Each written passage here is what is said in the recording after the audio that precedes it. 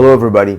Today I want to talk about something that is very disturbing, something that very troubling.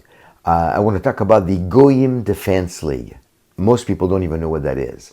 Is the anti-Semitic Goyim Defense League the new normal? But before I can talk to you about the GDL, we need to understand the differences between the JDL, the ADL, and the GDL.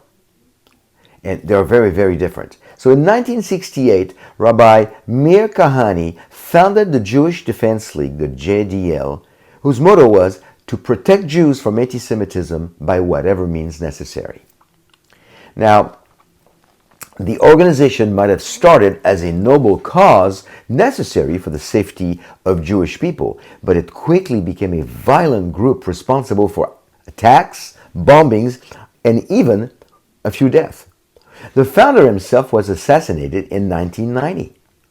The JDL still exists today and has been classified as a right-wing terrorist group by the FBI since 2001. Originally, the JDL were claimed that they were there to do the job that the ADL was not doing. And by the way, friends, if you enjoy and if you learn from my videos, please consider subscribing, hitting the notification bell, and giving us the thumbs up. It really helps us. So thank you for considering that. So back to the definition. The Anti-Defamation League, the ADL, is an international Jewish NGO based in the United States that was founded in 1913.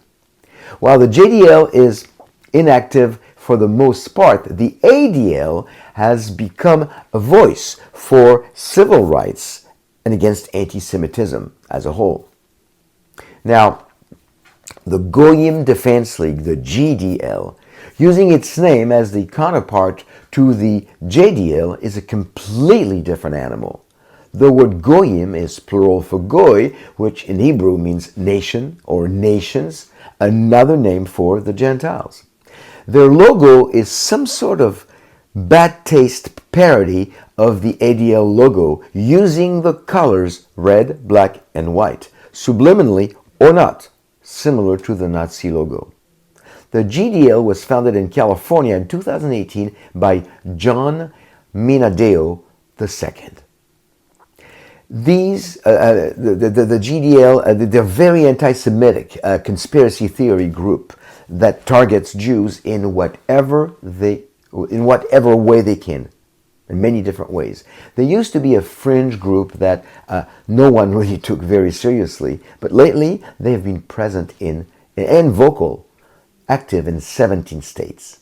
Their recent activity includes anti-Semitic flyers about the age-old Jewish world domination. The flyers are printed, stuffed in little plastic baggies with pebbles or beans to weigh them down, and thrown in neighborhoods on people's driveways or placed on car windshields. Additionally, some of their members have been spotted in California, Texas, and Florida displaying banners on highway overpasses with messages such as "Kanye is right about the Jews," referring to Kanye West's recent rant against Jewish people.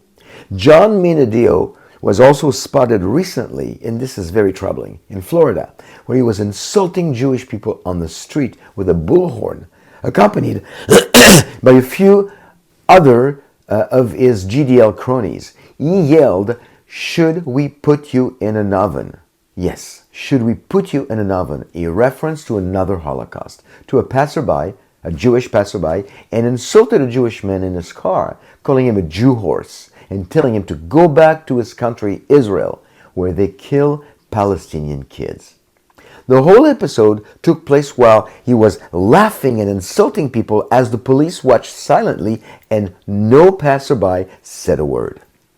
Groups like GDL, Goyim TV used to be on the fringe of the anti-Semitic circle and not taken very seriously.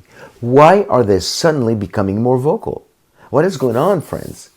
This is troubling.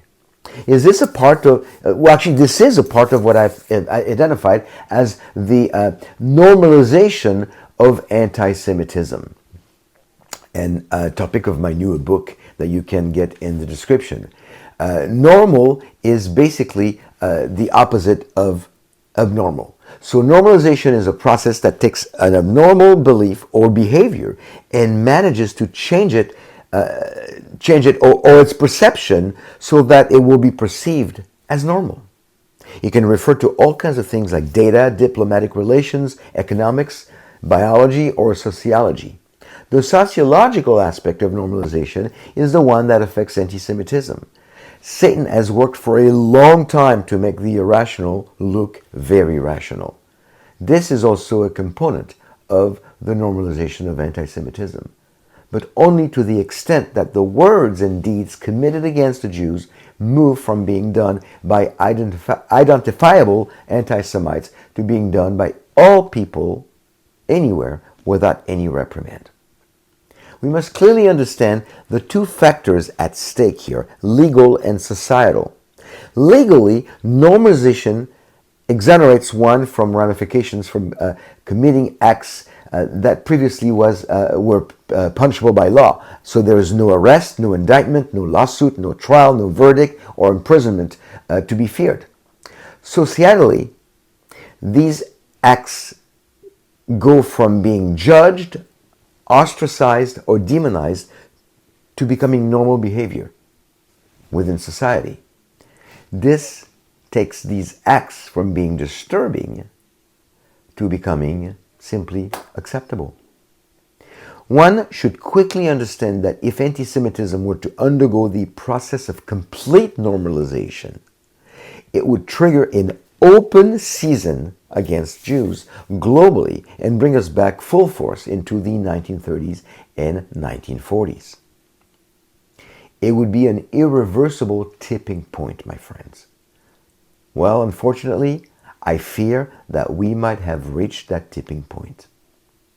While those of us who value Israel and appreciate the Jewish people are becoming a very slim minority, now is not the time for us to cave in into the majority. We have some tough choices to make. I'm not necessarily interested in the source of the various stages of the normalization of anti-Semitism. I'm already knowing that one way or another, they all come from Satan, but more in their status as the start of 2023. So already I see 10 stages: apathy, lack of education, low or incorrect reporting, desensitization, lack of accountability, empowerment, demonization of the defenders, persecution of Jews and defenders, encouragement to kill, and the mass murder of Jews. While I believe they feed off each other, these stages do not have to happen exactly in order just listed. They can also occur simultaneously and even overlap at times. For a group like the Goyim Defense League, the GDL, to gain momentum, we must be within the boundaries of normalization. Actually, 8 of the 10 stages can be found in the recent actions of the GDL in Florida: apathy, lack of education, low or incorrect reporting, desensitization, lack of accountability, empowerment, demonization of the defenders, persecution of Jews and the defenders, short of really encouragement to kill and the mass murder of Jews. The GDL is promoting the normalization of anti-Semitism. So they've committed 8 of the 10 as listed. For those of us who despise this kind of xenophobic behavior, the time is now to expose these people.